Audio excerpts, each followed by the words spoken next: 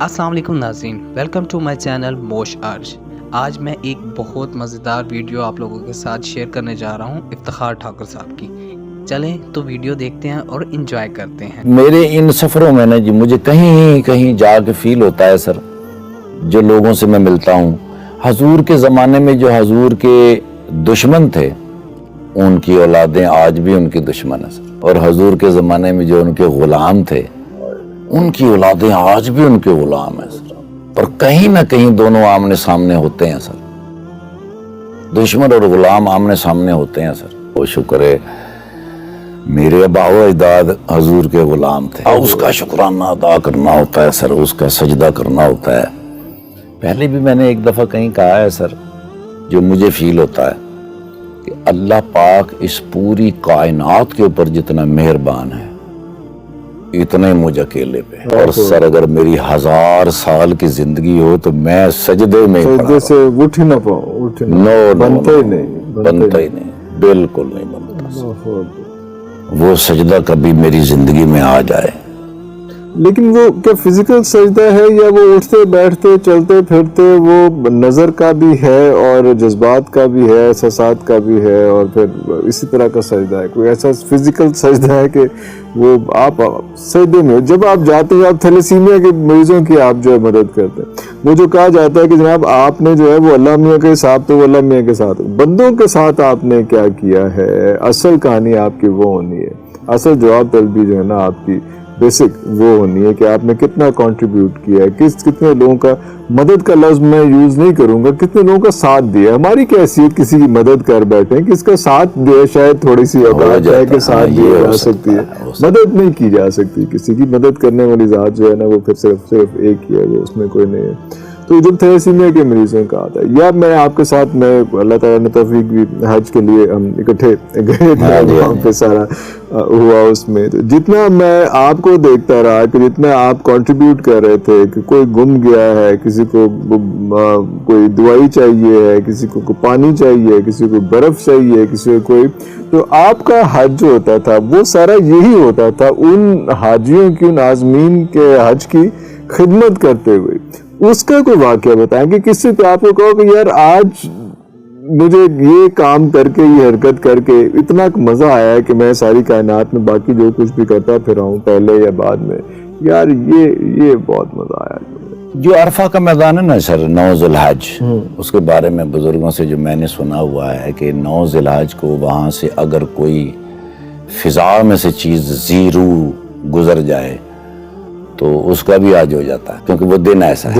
لیکن سر اس کے باوجود اگر آپ نے کسی سے قرض لیا ہوا ہے وہ معاف نہیں ہوتا سر۔ اگر کسی سے آپ نے فزیکلی بدتمیزی کی ہوئی ہے زبان سے یا ہاتھ سے، وہ بھی نہیں ہوتی، اسی کے ساتھ آ کے کرنی پڑتی ہے سر ڈیل کہ بھئی وہ مجھے معاف کر دیں۔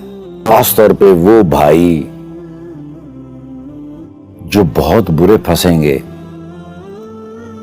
وہ ہوں گے جنہوں نے اپنی بہن کا حصہ کھایا ہوا ہے، اپنے بھتیجوں کا، خاص طور پہ بھانجوں کا، یتیموں کا، وہ معافی نہیں، وہ نہیں ہے سر، وہ اس کو 1 کروڑ حج بھی نہیں معاف کر سکتے، نو وے سر، نیور سر۔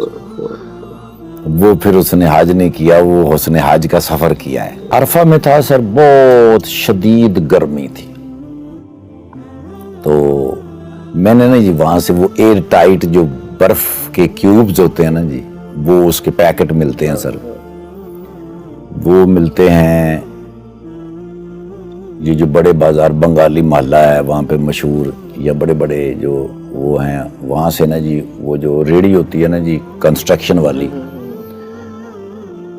اس کو، یا عربیہ ایک ہوتا ہے جس پہ ہوٹلوں میں سامان لوڈ کر کے لے جاتے ہیں، وہ اگر کہیں سے مل جائے تو وہ میں نے لے کے نا جی، وہ ایئر ٹائٹ جو آئس تھی نا اس کے کیوب، وہ میں نے بھر کے لے گیا وہاں پہ، کیونکہ میرے ذہن میں تھا کہ یہ جو شوگر والے ہوتے ہیں نا جی، ان کے پاس جو انجیکشن ہوتا ہے اس کو ٹھنڈا رکھنا ہوتا ہے، وہ میں نے نا جی ایک یہ آموں کی پیٹی جو خالی ہوتی ہے اس کے اندر وہ میں نے سارے بھرے، اور میں نے شولڈر پہ رکھے ہوئے، تو میں جب کسی انٹر ہوتا نا تو میں وہاں سے پوچھتا بھی کسی کے پاس ویکسین ہے تو یہ برف ہے میرے پاس، بہت سارے لوگ اٹھتے تھے.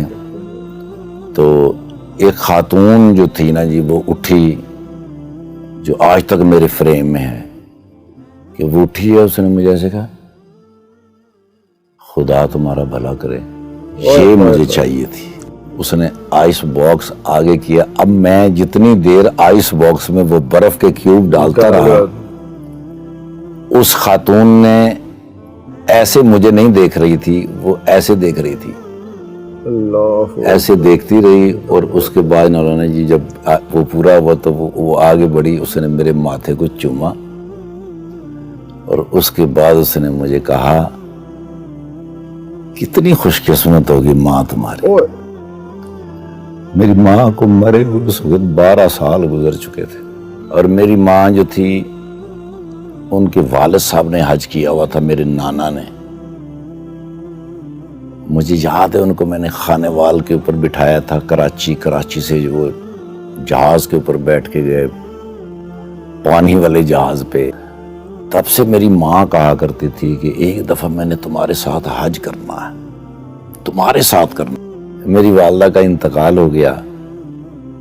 وہ جو لمحہ تھا نا, وہ جو 1 سیکنڈ تھا نا جی, جب اس خاتون نے کہا کتنی خوش قسمت ہوگی تمہاری ماں. تو رات کو میں جب مزدلفہ کے اندر جا کے سویا, اس پتھریلی زمین کے اوپر, اس خیال کے اندر, تو میں نے اس رات خواب میں دیکھا اپنی والدہ محترمہ, ماں میری ایک نہر کے کنارے پہ نا جی پاؤں نہر کے اندر ایسے لٹکائے ہوئے بیٹھی. تو میں اپنی ماں کے پاس آیا ہوں, میں نے کہا ماں بڑی بھوک لگی. تو میری ماں نے کہا ایسا سیب تو نے زندگی میں نہیں کھایا ہوگا, یہ لگا ہوا. اتنا سا پورشن تھا وہ.